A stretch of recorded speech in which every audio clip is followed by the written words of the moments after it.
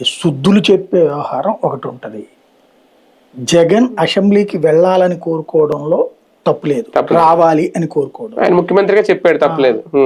పెద్దరికంగా ఉంటే నువ్వు ప్రతిపక్ష స్థానం ఇచ్చి ఉండాల్సింది.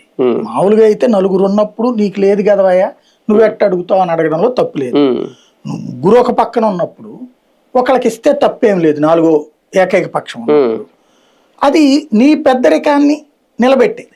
రేపు పొద్దున ఒకవేళ నీకు తక్కువ వచ్చినా నీ పెద్దరికం అదిగో మేము ఇచ్చాం కదా నీకని చెప్పచ్చు. ఇప్పుడు అట్లాగా ఢిల్లీలో కేజ్రీవాల్ ఆ ప్రూవ్ చేసుకున్నాడు. అది కేజ్రీవాల్ బీజేపీకి ఇచ్చాడు. ఆ రోజు 4 సీట్లు వచ్చింది బీజేపీ.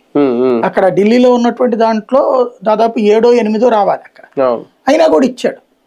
అట్లాగే మన పక్కన ఉన్నటువంటి తెలంగాణలో కేసీఆర్ కాంగ్రెస్ క్రిందసారి 21 వస్తే అది ప్రతిపక్షానికి సరిపడేటటువంటి. కానీ కాంగ్రెస్ పార్టీలో నుంచి 13 మందిని లాగేసుకుని 14 మందిని దాన్ని 6కి దిగజార్చేసి 2018 తర్వాత 7 స్థానాల్లోనే ఎంఐఎంకి ప్రతిపక్ష స్థానం ఇచ్చాడు.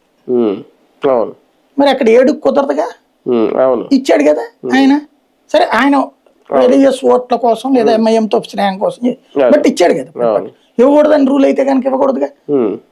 కాంగ్రెస్కి లేదు తీసేయాలి నువ్వు, కానీ ఇచ్చాడు కదా ఆయన. కాబట్టి ఇవ్వాలి అనేటటువంటి దాంట్లో ఒకటి. ఇవి పార్లమెంటరీ ప్రొసీడింగ్స్ అనేటటువంటిది on the basis of speaker మీద ఆధారపడు. ఇది చట్టం కాదు.